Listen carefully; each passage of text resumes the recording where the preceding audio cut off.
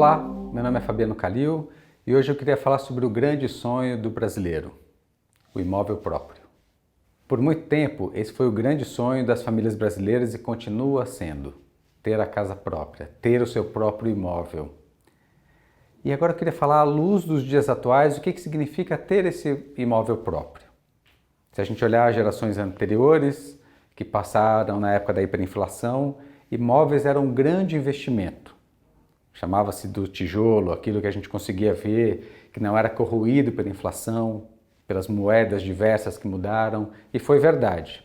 Assim a gente olha que grande parte do patrimônio de quem tem mais do que 50 anos de idade é constituído, a grande maioria, por imóveis. Assim como a gente olha para as próximas gerações, eles vão dizendo que não precisam mais ter o seu próprio imóvel, que eles não querem se apegar a um bem, que eles podem viver num cohousing, que eles podem ficar na casa dos pais mais tempo, que eles não precisam ter o seu próprio imóvel. Mas será?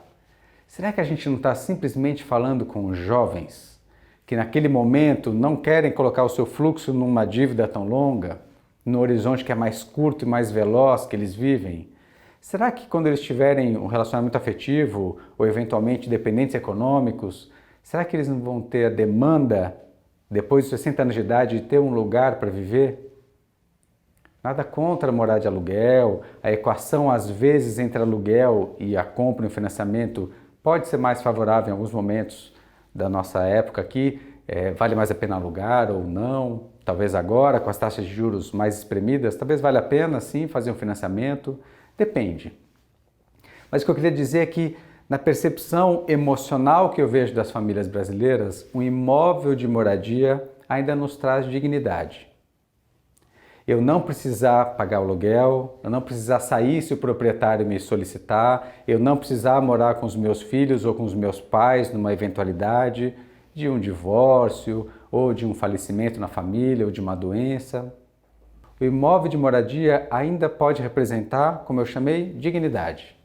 Se a gente olha na Europa, e isso começa a acontecer agora no Brasil, eu posso vender o meu imóvel e continuar morando nele. E esse imóvel eu vou dar um desconto que representa o tempo que eu ainda tenho como expectativa de vida. E essa pessoa, eu vou ter o usufruto desse imóvel, vou poder morar nesse imóvel e este comprador terá acesso a esse imóvel quando eu partir daqui. Mas eu tenho meu teto para morar. E ter o teto para morar na fase talvez de mais fragilidade da vida, onde eu talvez tenha menos capacidade de trabalho, pode representar alguma coisa mais do que segurança. Um lugar. Mais do que a casa, um lar. E isso, às vezes, a gente só consegue representar em alguma coisa que seja nossa.